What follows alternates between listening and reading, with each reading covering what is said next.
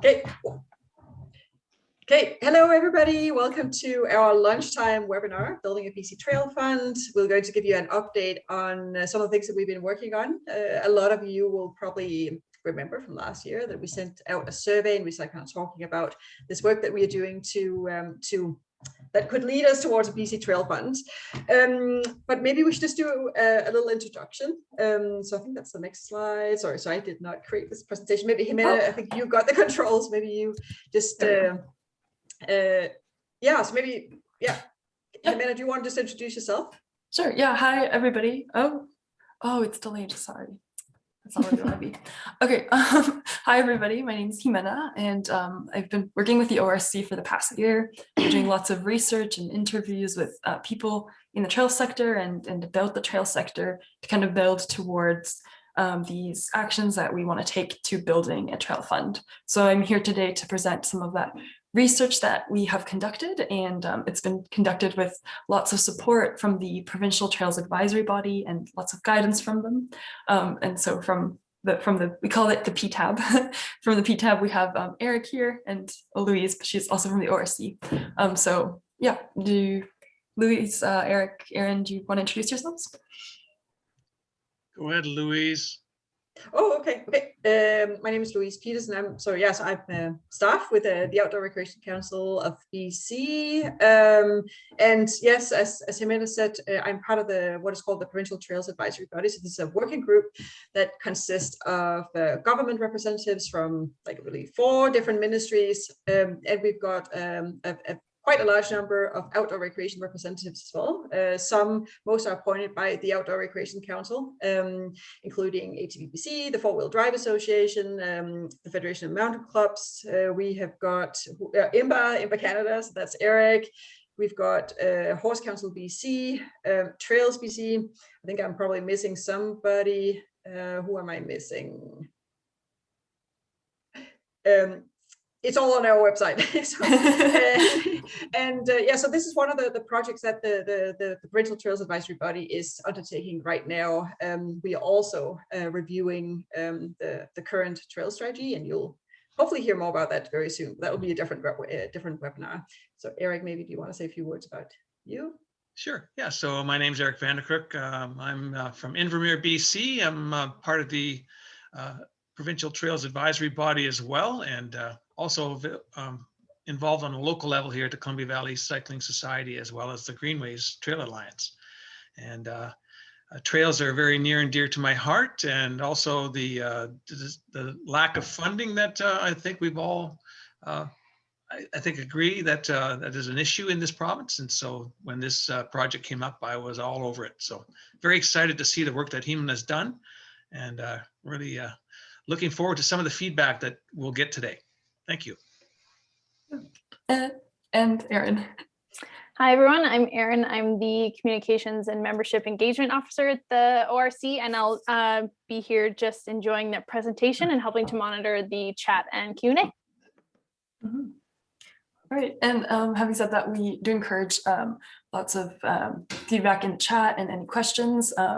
And one of the main goals of this session is to not only inform you, but to also get your feedback. So we really do encourage you to be participating through the webinar. Even if we might not address it right away, we'll either address it at the end in our Q&A, or after the webinar, our team will go through your questions and comments and definitely take them into consideration. All right, so I'll be the main presenter today, and this is what we're going to be talking about. First, it's just going to be a summary of the research that we have conducted, some of our takeaways and what we've learned. Then we're going to talk about why a BC Trail Fund would be good. I think we can mostly agree that it would, but we'll talk a little bit more about why. Then we'll talk about the intended purpose of the Trail Fund. So this is kind of our vision and our idea of what we would like this Trail Fund to be and how we want it to shape out. And then some current efforts towards getting there. At the end, we'll have time for Q&A, and that's when we'll address your questions. So please type them in the chat or have them written down so we can get to them at the end. So our first poll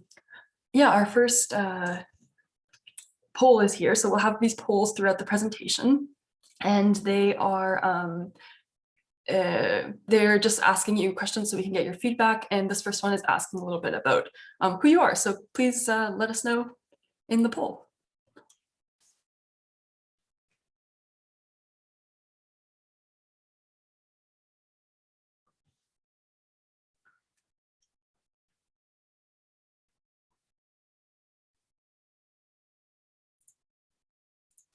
Great. So I cannot see the answers coming in, but maybe, I don't know if Louise, Oh you're in yeah, charge of sorry. this. I Yeah. thought this. Oh no. Okay. So let me. Okay. So we've got 40. So 50% are here representing a volunteer community group. We've got 1/3 are representing a different type of organization, and another third or another quarter are here out of personal or professional interest. So yeah, I don't see a lot of activity right now. So I think people have, those that want to participate have done their polling. Yeah. But we're All right. definitely going to be saving this. Yeah. Great. Okay. We'll close the poll and we'll go on to the next one. Is it? There we go. All right. So this next slide here, we're going to talk a little bit about some of the research that we've conducted. So this started off last year, and we started off with jurisdiction reviews. And that was just looking at how other places fund their trails. So we mainly looked at Australia, New Zealand, and Iceland. And we did this to learn about what other places are doing and how they're funding their trail work, and to learn about what we could potentially do and how we could improve funding for BC trails. And then as part of this same phase, we looked at the BC trail sector. We analyzed some of them, who are the main players, how is trail funding working, what are some of the issues surrounding trail funding and just trails themselves. And as part of that, this BC Trail Survey, which some of you may have answered, was part of this research that we were doing to understand the trail sector. And in this trail survey, we asked organizations that work on trails about the type of work that they do, their costs, where they're getting funding from, and other questions like this to better inform us of who's actually doing this trail work. We really didn't know, and I don't think anybody had collected that information before. And we'll share some of those results with you today. They're really interesting and very insightful. So if you did participate in that survey, thank you very much. It was very helpful. I know it was a long one, so yeah, I really appreciate your time there. And then with this information, we kind of went on to the next phase, which was investigating funding options. So in this phase, we kind of looked more at the technical aspects of a fund. So for example, the financial, legal, legislative, or managerial frameworks that are necessary to actually build a fund. And we kind of looked at what's out there and what's available for us to do. And then we analyzed which options we like best. And all of this research led us to develop a systematic approach to building a trail fund, which is what kind of recommendations that we'll likely be following for the next little while. And I'll talk about a little bit more about all of this at the end. Again, if you have any questions about these points, this is a very brief overview. So if you're interested more in this research that we did, definitely love to talk about it, but we'll just keep going for now on to the more important parts of this presentation.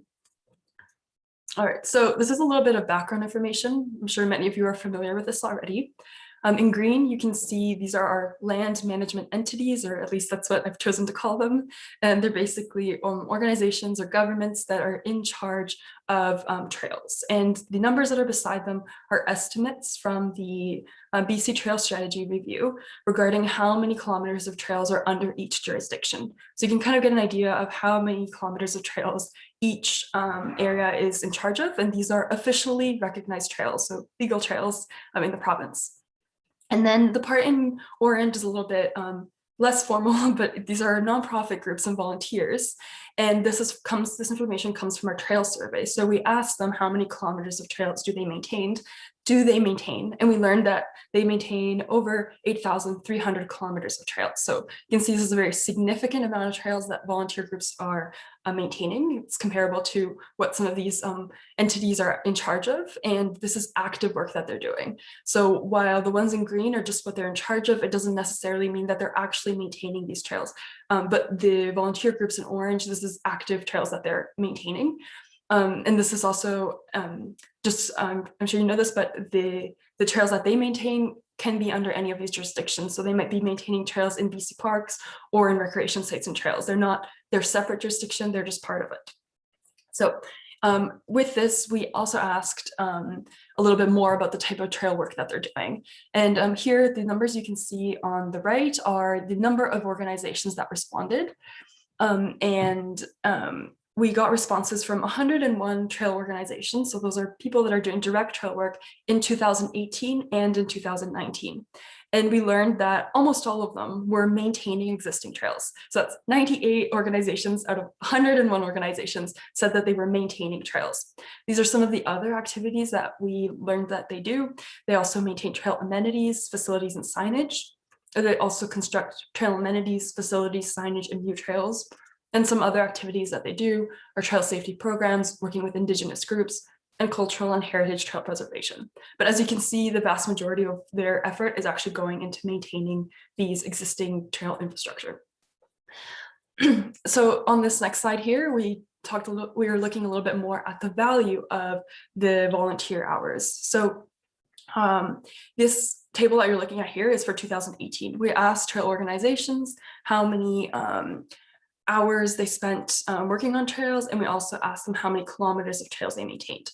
So you can see on the right, there's the number of organizations or number of respondents, which is equal to number of organizations that responded to this question. And we collected for 2018, 62,000 hours of volunteer work. And we quantified this with numerical values. So we used $15 an hour, which is close to minimum wage. And we used $25 per hour, which is an average number that we found to get these this economic value of trail work, which is 900,000 and 1.5 million. So that's quite significant. And this is only for 50 organizations, whereas there's also likely a lot more numbers because, first of all, we didn't receive responses from everybody, and not all trail organizations track their hours. And also another note there is that I've been told that these numbers are quite conservative, and they might actually be higher if you're considering that some of the trail workers are skilled laborers. They might actually be receiving hourly wages that are higher than that if they were to be contracted or paid for that work. So just to keep that in mind. And then the other part here is the kilometers of trails that were maintained, 8,300 kilometers. It's from 83 organizations. Again, this number could be higher for the same reasons. We didn't collect responses from the whole province, and not everybody tracks how many trails they're maintaining. So these are kind of some estimates and a good sample of information that we're getting from the value of trail work. So here we have the data for 2019. It's very similar. And it is just slightly higher. We have a few more responses there, but it's quite consistent. So yeah, and we didn't collect any data for 2020, just 2018 and 2019. All right, so now that we've learned a little bit about who is maintaining our trails and the work that they're doing.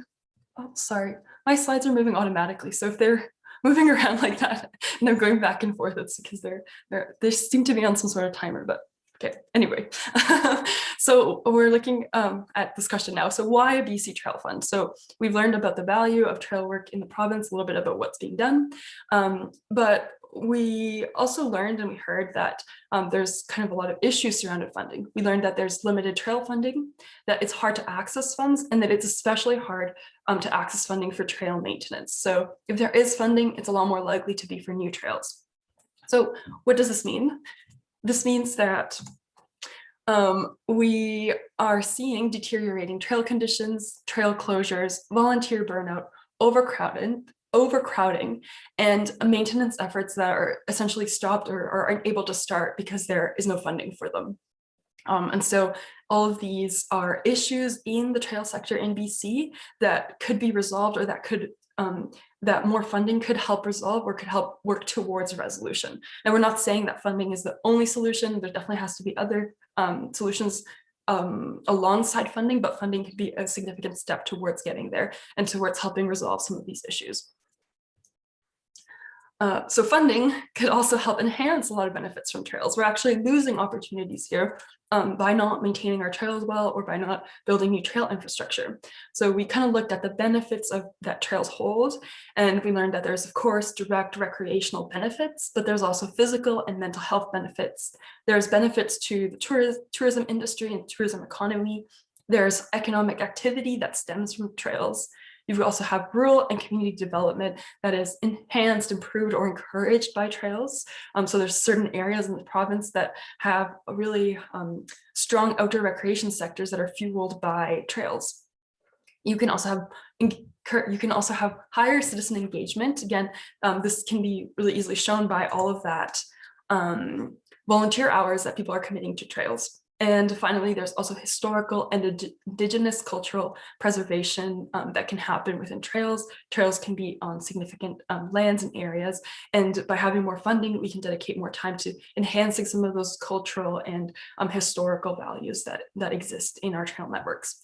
So if you're interested in learning a little bit more about these trail benefits, I'd really encourage you to go onto the ORC's website. We recently released a publication. It's the 17 trail benefits for British Columbians, and it has more information and details about these trail benefits. And you can kind of look at some research that's gone into trail benefits, and it's quantified them a bit better than we've done in this one slide here. So I would really encourage you to go take a look at that. Again, 17 trail benefits for British Columbians. All right, so another lost opportunity here is, of course, the trail organizations that we just talked about, these community groups and nonprofit volunteers. So we found that 50% of them are unable to take on trail projects due to a lack of funding. We found that they are extremely likely to apply for trail funds. And we also found that collecting funds and resources is generally perceived to be hard. So having a trail fund or having increased funding can actually like almost immediately get all of these benefits and help resolve these issues, because there is capacity to do trail work and there's groups and people out there willing to do it. So we kind of want to use this opportunity that we have by having more trail funding. So this comes down to our overall purpose of the trail fund. So this is kind of our big vision that we hope the trail fund kind of would do. So it would be to help resolve the issue of insufficient and inconsistent trail funding in order to better overcome the challenges trails face and to better promote their benefits. So that's kind of a mouthful. So let's break it down a little bit more. So this is our trail fund vision. This comes down to a few of the points that we're considering to be the most important and what we would like to focus on. So we want to have reliable and consistent funding for existing trails. We would like to have we would like to focus on community groups and volunteers. We'd like to leverage funds. So that means having funding coming from all different areas. And we want the trail fund to be an efficient and effective way to support trails. So that means that if you have a trail fund, you have one place where anybody that's interested in investing in trails can go there and say, I want to support BC Trails. And it's very easy, simple mechanism to do so. And then the fifth point here is to obtain funds that are not easily accessible. So that would be funds that groups, that volunteer groups are not able to easily access. We would hope that this trail fund can do that and facilitate that funding process. And finally, with sizable investments, we hope that this trail fund could also support new trail development, trail programs, and more applicants besides community groups and volunteers. So as you can probably tell, we still don't know how much funding or how large this fund will be. So that's why we've kind of set some priorities, but we do hope that over time it can grow to support all of this and to really support the trail community in BC. Now, a little bit more detail again. So this is the primary purpose of the trail fund. Oh my goodness. And that's for it to provide reliable and consistent funding, for it to support existing trails and trail infrastructure, and for it to support community groups and volunteers. So these are the three main points that we want to focus on and the primary purpose of the trail fund moving forward. This is likely what it will be. It is subject to change depending on circumstances and how the next steps develop, but this is what we're looking at currently. All right, so these are, oh my goodness, sorry, I don't know why it's skipping ahead like that. All right, these are some important characteristics for our trail fund. So that these are kind of just some considerations that we've made, and we would like it to be adaptable and proactive. And we want it to ensure long-term funding, and we want to encourage collaborations. So they're just kind of some broad concepts that we're also considering in the development of this fund. So some fund designs that we are considering. And so I kind of talked a little bit about how we analyze different funding structures, and we looked at what type of funds could host a trail fund. And from those, we looked at 8 different types. So that could be like a foundation or a government fund or a partnership. And then we identified these 3 as the ones that we would like to prioritize. So we have an independent fund, which might be a foundation or some sort of independent entity that's able to just host the whole fund process. Our other option would be a partnership with a foundation. This basically means that an existing foundation would host the fund, and but it would be a new trail fund within this existing foundation or other entity. And the last one would be a government fund, and a government fund, especially if it's a special account in which funds are protected, would be another consideration. And then I think we might be leading towards the partnership with a foundation, but it's still kind of open for more development, depending on where our funding is coming from and what type of structure would best suit the funding that we hope to obtain. All right, and so for our current efforts, this is a little bit about the next steps that we're taking in this process. So the first is to assess recipient interest, and that's why we've invited you here today to learn a little bit more about your thoughts and hear what you have to say about this. And then moving forward, we would start to assess contributor, supporter, and partner interests, and that's kind of learning about who will be contributing to this fund, who will be supporting this fund, and if we'll have any potential partners that are helping us with this fund. Then once we've got kind of an idea of what that landscape looks like, we're going to choose a fund design. So it'll likely be one of those three that we just talked about. And finally, it'll just come down to building a fund. So as you can see, there's still a few steps to go, but we're really happy with all the information that we've collected, and we feel that we're in a more informed position to be able to continue and to build something that will be helpful and useful for a lot of organizations. So that wraps up my part of the presentation here, and I want to invite Louise and Eric here if they have any comments or anything they want to say about current efforts or about the rest of the presentation. Yeah, sure. I can say a few words. So I just want to thank Jimena. As I think, Jimena, you said before, like Jimena has been working on this project for like since July last year, and really has helped us, be very take a very kind of focused research approach to like assessing what our opportunities are. So Jimena has now switched to a new project, and I'm sure we'll tell you more about that in the very near future with the Outdoor Recreation Council. So it is the PTAP, or there's a subcommittee within the PTAP that is now moving this forward. So we meet on a very regular basis. And there's still a lot of work to do. Where's this funding going to come from? We're certainly hoping this funding going to come from, and what would work. And as Jimena said, we're certainly hoping to get some feedback from you. We have had some recent conversations with a number of different foundations, just because setting up your own foundation it's a big job, and we have not. That definitely might be something that we'll consider, but we have had very positive conversations so far. I can reveal with the Vancouver Foundation that might be a possible host for this funding. But we will continue to explore. But I think we've got some good leads. We've got quite a bit of work ahead of us, including, finding, a potential endowment. Maybe, I know Eric might have some ideas. Eric, I've heard Eric say before, go big, and certainly, I think, with Jimena's work and the testimonials that I'm sure, a lot of you would be able to kind of provide us with, I do think that we've got a very good case for why, government and others should invest in a fund like this. There are huge values in a well-maintained trail network, throughout BC. There's lots of tourism values too, reconciliation, community development. So I think, I think we will definitely be able to kind of build a good case. So I think that is maybe all that I will say. Eric, do you have anything you want to say? I'll just be very brief. I just want to thank Jimena for the work that she's done on this project. Without her efforts, we would be nowhere near where we are today. So thank you, Jimena. Excellent. You're very welcome. It's been really exciting to be a part of this, and like Louise said, I've been kind of saying all along, go big or go home. And I think a lot of you will agree with that. I mean, we're a big province. We have a lot of trails, and we have a lot of potential, and that's going to require a lot of money. So essentially, I'm just really excited now to hear some feedback. And so I'll shut up now, and I'd like to hear what you folks have to say.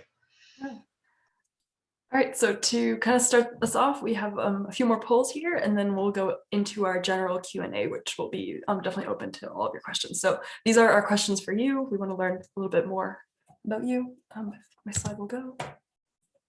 Oh, okay, yeah, there we go. So if this BC Trail Fund is set up, would you be likely to request funding? So yep, let us know what you think. Okay, so the ways for me to actually share this is to end the polling. So I'll just let, I see that there's still lots kind of coming in here. So. And if you're saying, oh, you wouldn't be very likely to apply for this, maybe in the chat, let us know why or what your thoughts are, right? Why you think this may not work for you. And then we can use that feedback moving forward. Yeah. So I think, we do know that, what was it, 1/3, 1/4 of people who are here today are not part of an organized outdoor recreation group or volunteer group. So they would probably be quite unlikely. So I think I am just going to end the polling and share the results. There we go. Oh, that's pretty good. Yeah, great. All right, that's good. Yeah, this is very consistent with the results from our trail survey. We asked again how likely people would be to apply for funding, and we had very likely, definitely being the dominant area. So that's good. That's very consistent. Shows a need for trail funding. All right, the next one here. Oh. Yeah. So, do you agree with the fund's current priorities? So that's just a little bit about what we talked about today. Oh my gosh, sorry, it went out automatically again, but do you agree with the fund's current priorities? So just a little bit about what we talked about today. If there's something that stands out that you are like really not in agreement with, or you would like changing, please let us know in the chat. Again, we'll be using this feedback moving forward. So when we say priorities, we mean prioritizing trail maintenance over the creation of new trails for the time being. So Sal is asking, would this fund be for legally established trails? Oh, that is yes. Sorry, I'll just. It would be also unsanctioned trails. We can certainly not. We cannot endorse unsanctioned trails. So everybody will need to have some sort of agreement with the landowners and land managers as well. But that was a good question, Sal. Thanks. Sorry, I just wanted to share a housekeeping note for those who are wanting to share what they're saying in the chat. You can select that you're writing to panelists and attendees, rather than, I see there's a few just coming in that the panelists could see, but if you'd like to share your questions or comments with the group, please include the attendees. So Sarah from Horse Council BC is saying, and that goes to maybe explain why we got some that are like somewhat agree. Horse Council BC would not apply for funding, but we would push it out to our club. So Horse Council BC, like the Outdoor Recreation Council, so Horse Council BC is one of our members, but yeah, they also have their own member clubs. So they would push it out to their own clubs and affiliates who are doing the trail work.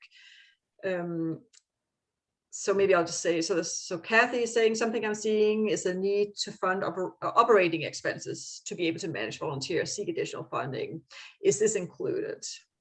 Yeah, so we don't have a final product yet, which is why your feedback is really helpful. And now that we have this comment, we'll definitely be including it into further conversations moving forward. Right now, we just have a very broad idea of what we want. And so your feedback is coming in to help us kind of define these ideas. So yeah, so now that we know that you do need help with operating expenses to be able to manage volunteers, that's something that will definitely go into future conversations. It's actually something we haven't exactly talked about yet. So thank you very much for sharing that. Yeah. All right. Our next question is, what type of trail? Sorry. Oh, sorry. No, it's just that Brian has a question. What does the PTAB stand for? So the PTAB is the Provincial Trails Advisory Body. So it's that working group that I was talking about before. The key role of the PTAB is to sort of support the to undertake a review of the Provincial Trails Strategy and to have conversations with government about where they are at with the implementation of the trail strategy. Okay, sorry, Himana.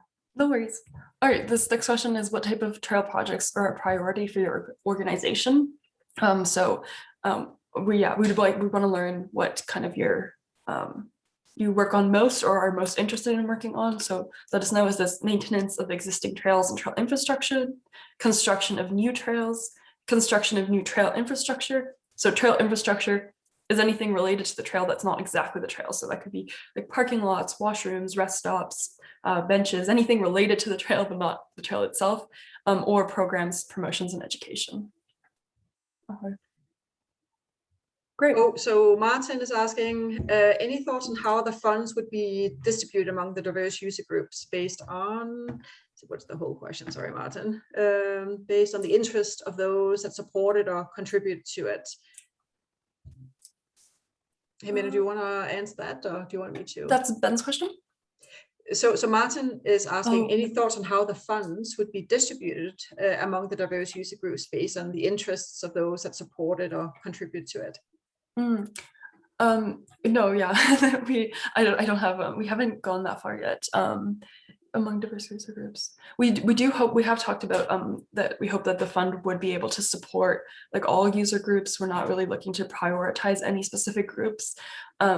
That being said, it really depends on how much funding comes in, and then those priorities will be developed later on, depending on how much funding we're able to obtain. Of course, ideally we'd obtain lots of funding and we're able to support everybody, but that might not be the case. And so if it comes down to that, we'll have to develop some kind of frameworks and stuff to decide how we prioritize applications or groups or any other way of deciding that. Mm-hmm. Yeah, I can mention that I've had conversations with it's called Trails Manitoba, so like the equivalent to the Outdoor Recreation Council in Manitoba, and they are actually administering a trail fund, and they do that in partnership with the it's called the Winnipeg Community Foundation, and back to Martin's question. So that is they obtained, I guess, $7.5 million as an endowment from the Manitoba government last year, and then they got another 2.5, so they've got $10 million that they're managing, and it's an endowment, so they're just spending the interest. So that the initial kind of seed money is going to be hopefully kind of sitting there for a very, very, very long time. So that goes to support all types of outdoor recreation user groups, motorized and unmotorized, and mechanized and horse-powered. But also, like, one thing that I would also like to say is that it might be that maybe we start in one place. You know, we start with like trail maintenance, and then because we know that is such a huge, there's such a need for that money. It's really difficult to kind of find, and then we'll be sort of like expanding what we can do with this trail fund as we move forward. But as again, as we said before, we don't have like $10 million yet. It is still something that we still need to kind of go out and find this funding. But we're definitely hopeful, right, Eric and Jimena? Yes, absolutely. Yeah. There's also some questions in the Q&A portion. So like Eric, Louise, I think you can see there's a chat function at the bottom, but there's also a Q&A one. And we have two questions there. We have one from Ben and one from Sarah. So Ben's asked, alongside funding, will the organization help with communicating with government bodies like Rec Sites and Trails BC? So I would say that, yes, that would be one of our goals. We really want this to be a collaborative process. On the Provincial Trails Advisory Body, who has been guiding this project, there are lots of different trail organizations, including Recreation Sites and Trails BC, including BC Parks, including more specialized recreation groups. And so we are working with them, and we're gonna hopefully find a way that everybody can work together and we can get the most benefit out of this trail work. Yeah. So there's a note from Sarah as well. A piece of feedback I'd like to share is finding funding to create a paid administrative position for a volunteer organization has proven very difficult. I hear you. Yes, our club and many others are experiencing volunteer burnout from the administrative end of things. So having that, would be really helpful. It's not something that we really looked at, but we've heard that. So the Outdoor Recreation Council, we've heard that in membership surveys, probably forever, that it is really difficult to kind of find funding for those administrative positions. So we'll definitely do everything that we can to support you. Whether it's going to be part of the design of this fund, I can't promise that yet. Yeah. Yeah. But Yeah, I often, like, think- with funding, like, that you get from foundations, or sometimes, you can spend part of that to support HR. Everybody knows that it takes some coordination to kind of make all the good stuff happen. So that's entirely possible that maybe we cannot, fund a complete position, but we part of, maybe 20 or like a certain percentage can kind of go towards the administration. Yeah. Just want to wade in here too. I was just looking at, there's a couple questions here pertaining to trails master planning. And just want to say again, we're partway through this process of developing this fund. And that's why this feedback is so important, because now we're able to really target our next steps as to make this work for everyone's needs. And again, I agree, master planning, that's a huge part of our trails development. And I mean, obviously we're focusing on maintenance because that's a big area that's not been addressed effectively. But I mean, we're also looking at a fund that's large enough that would fund new trails. And so of course, master planning is a big part of that. So thanks for the feedback. It's excellent. Yeah, I agree. Yeah, thank you very much. All right, I'll go on to the last question here. Oh, why is it doing it? Can I go back? Oh, this is just a chat question. So it's about. I forgot to kind of share this, the results of this. Do you want to just kind of close it down? Yeah, okay, well, we can see the results from the last one. Thank you for sharing that. And then this last question here we have, just again to facilitate some conversation, is what evaluation criteria do you think should be considered? So we haven't really got into this yet, into in-depth discussions, but we would like to hear a little bit about what you think is important to be considering when we're evaluating applications. So like what type of criteria do you think would be important? If you have any thoughts, please share them with us. Maybe while we wait for folks to give their input, there's a question here from Brian asking if there's any goal or timeline for building this fund. Oh, silence. So if there's any sort of timeline, I'm sure that's, many things at play. Yeah. So like we continue to kind of work through this plan to identify, what sort of model, and now we're getting this feedback from all of you. We will like to send out. Sorry, Hemant, did you say that we're going to be sending out a survey link like after this? So, but like the timeline, I mean, these things can take a bit of time, but we are hopeful that we'll be able to kind of move forward very quickly to start actually having conversations with the province and other prospective funders, like large prospective funders, to just to sort of like to find out, is there any interest in in a fund like this, contributing to a fund like this. And as I said before, we've definitely been able to we can provide like a really, really strong case for why this is necessary. Like we've all seen with COVID, like just the interest and the impact. So like now is a great time to start talking about a trail fund and engaging interest. Yeah, and in terms of the timeline, it would be very dependent on that type of engagement and some support we're getting from these potential contributors. So if we're getting a lot of support, it might be a lot faster than if we're having a harder time. But the idea behind the step that we're doing right now is to really solidify our idea so that when we approach these funders, that we have something really interesting and something engaging in which they'll be more likely to want to contribute to. A question here that I saw in the chat that actually might relate to the question on the screen here is if the funding will be dependent on matching funds. Have you chatted about that at all? That's a great question. Yeah, this has definitely come up. I think it will, this will definitely be subject to more conversations in the future. We've kind of heard on both sides. On one side, some of these organizations want matching funding because you're really able to leverage and take advantage of funding that's coming from government or from other areas. At the same time, we've heard from volunteer groups that it can be very difficult to match funding and that they might not have the ability or the capacity to do that. And so that can create a barrier for them to actually access funding that's out there. So that's definitely something that's still up in the table and that we're considering. If you have any other considerations there to add on to those 2 points that we've seen, like please let us know. Yeah. Yeah, but yeah, so that being said, that yeah, I think there would be some interest in maybe having some level of, like, maybe not like 50-50, but you know, like, you've got all like the volunteer in-kind time, you know, that accounts for a lot. I mean, I know that if you're submitting a gaming application, you can use that towards showing that there's, you know, community interest, and you know, that there's a lot of support for the project. So I think that will likely weigh really highly as well. I mean, we saw that, you know, one of the first slides that Jimena was showing, you know, like we're talking about thousands of hours of volunteer time every year. Yeah.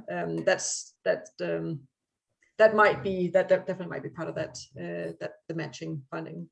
And also, we have in our survey, we did hear that that these trail groups are able to get funding from a lot of different areas, which is very beneficial. And it's some areas that a large trail fund may not be able to access. So we don't want to discourage that. We want to actually encourage that these trail funding groups are able to, despite the lack of direct trail funding, like there's no trail fund out there right now, trail groups are able to find funding for trails through tourism development, through rural or economic development projects. And so we want to continue to be able to use that funding for trails as well. After all, trails have lots of benefits and impacts in many sectors. Yeah, so if matching funding might be considered in there, yeah. Also, if you're interested in kind of more of the results from that trail survey, there's a report on the ORC's website that you can also go look at, and it has all of the information from that survey, and it has a lot more information than what I could cover here today. So if you're interested in learning about what funding is going in there, how much money is actually, or how much it costs, and a lot more of that type of information, I definitely would encourage you to go look at that as well. It's on the ORC's website as well. Mm-hmm. I'm sure Erin is probably sharing that in a moment. She's quick. There you go. Yeah, there you go. All right. Evaluation criteria, Brian says volunteer time and total trail length per capita. That's a good one. Yeah. All right. Yeah, so I guess that was our last question, and then we just have the Q&A slide there. Is just open for Q&As, which we have already been doing, but yeah, if you have any, we haven't answered some of your questions, like this is a good time to bring them forward.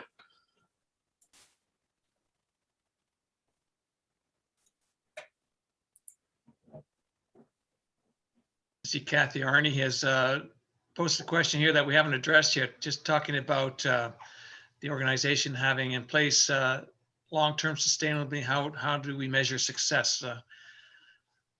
Anyone want to field that? Kathy's question. Sorry, what was it, Eric? The question? It's from Kathy Arney. Just says here, what does your organization have in place to support long-term sustainability? That's one. And then part two, how do you measure success? I think that was a suggestion for a criteria that Kathy is putting forward. Okay. So Erin, are we able to capture all these notes? Yes. Yep. Before we wrap it all up? Yeah, so I'll save all of these. Right on. Okay. Yeah. We got at the very top, Chantal said, curious if trail maintenance has been defined. We had some conversations around what is trail maintenance, and we talked about kind of continual trail maintenance and deferred trail maintenance. Right now, the definition that I used for this presentation was any existing trail. It's already established, it's a legal trail. Any work on that would be considered trail maintenance under this presentation, but that might change a little bit moving forward, because there has been conversations regarding, is this a continual trail maintenance? I've been told that the costs are lower if it's continuous because you're able to better maintain it. Whereas if it's a deferred trail maintenance, it's a trail that's kind of been forgotten for some time, the trail maintenance costs will be higher. So kind of the reason here that we're, one of the reasons that we had this trail maintenance thing as well was because we assumed that the cost of trail maintenance would be lower than for new trail development.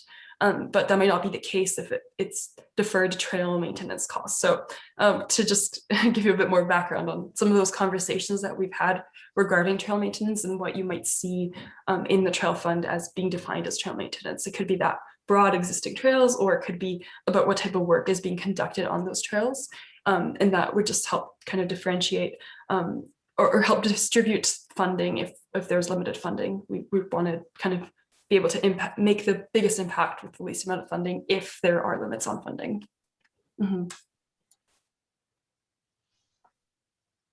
Okay.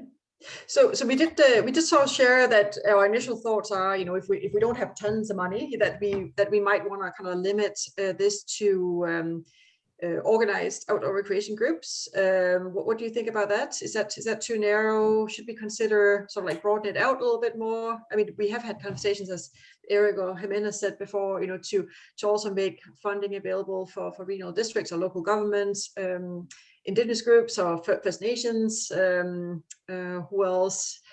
Not individuals at this point.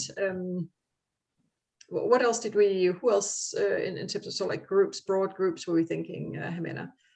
Yeah, we had those like community groups, trail volunteers as one. Yeah. Then we had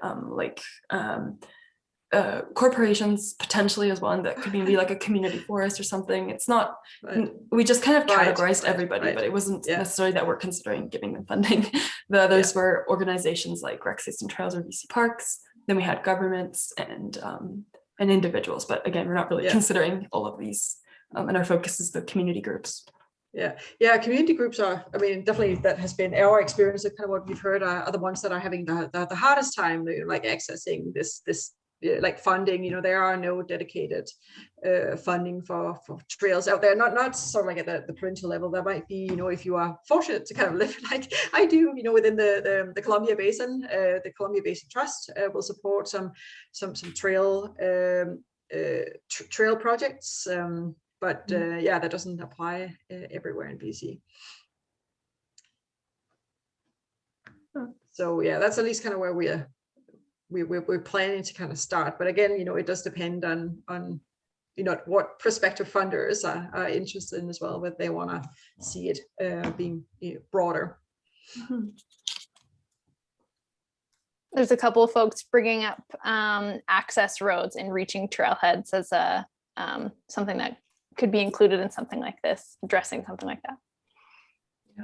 I don't think we've considered that yet. It's been mentioned a couple of times, but not in we haven't discussed it in depth. I think that from the sense that I got, I could be completely wrong, but I don't think we're really considering that right now. It would be a little bit too much if you're also adding all the trails that exist in BC. Again, like there's 40,000 kilometers of existing trails in BC, so there's already a lot on the plate there. But if it is a very significant issue and we're finding that you can't do any other trail work without having that road support, then maybe that would be considered.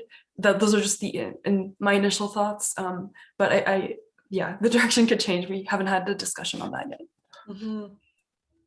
Yeah, resource roads are usually a very different issue than trails, and they sorely need more funding. That is very true, Greg and Brian. But at this point, I'm not sure if we can extend it to resource roads. Like, I wonder, do you have any sort of like partnership agreements? Or like, I think this is really like who we're going to kind of prioritize. Likely will be organizations that have partnership agreements with BC Parks or Recreation Sites and Trails BC.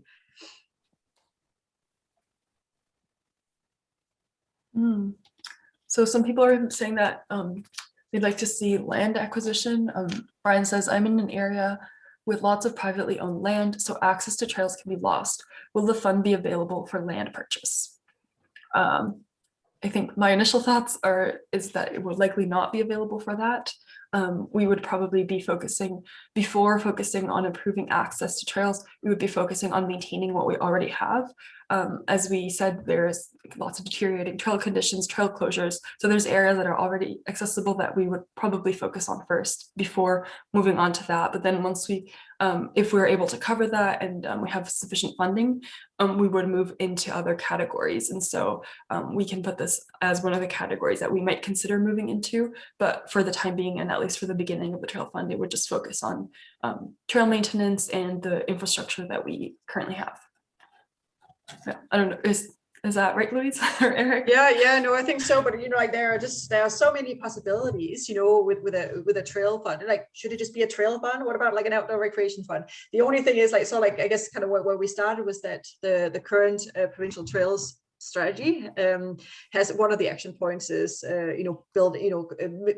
creating opportunities for sustainable funding to support trail groups. So that's sort of like that was sort of like the mandate that we were given. But it's entirely possible that that this model, this fund can evolve and to be like that was one of your points too, Jimena, like maybe I remember that wrong, but being responsive and adaptable too.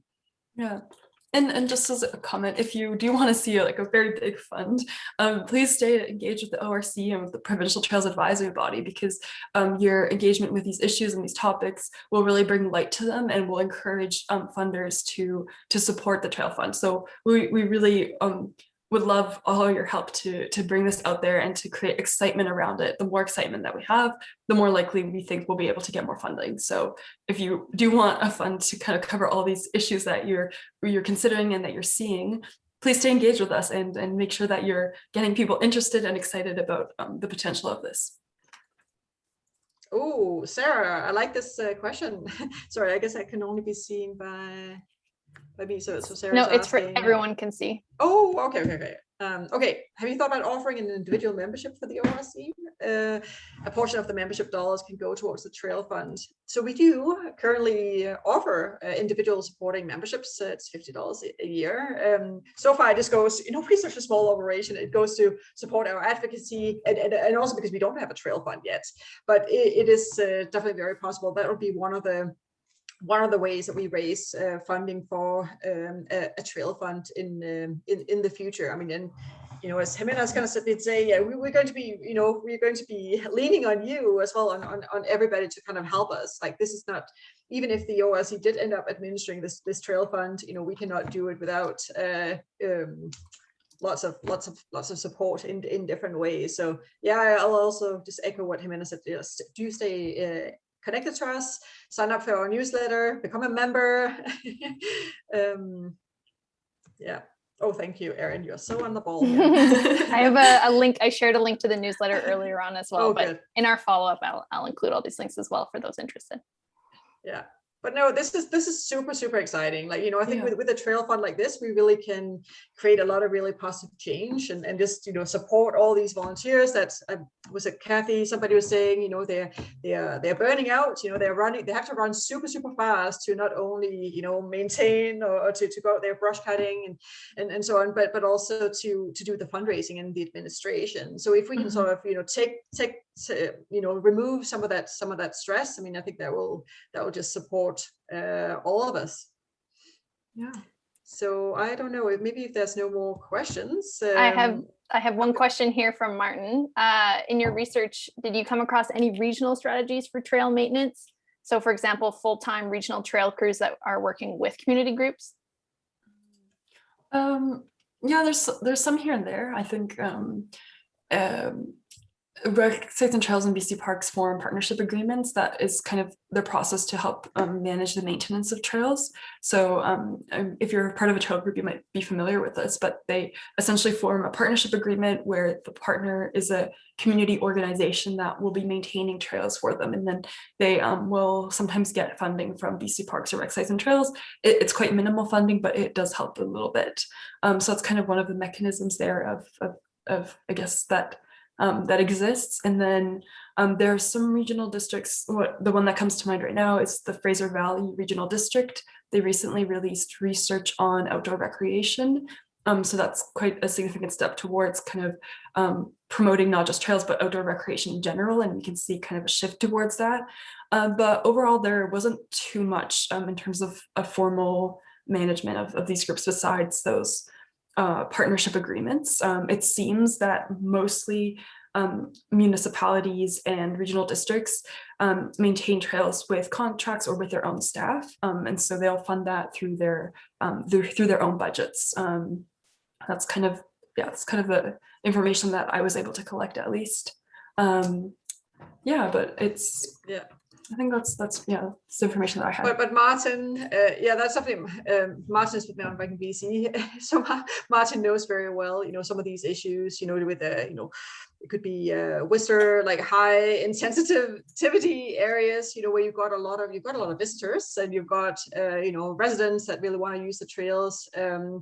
We should do another webinar. We should have another conversation about what are some of the different strategies that different regions or different communities are using to get the work done.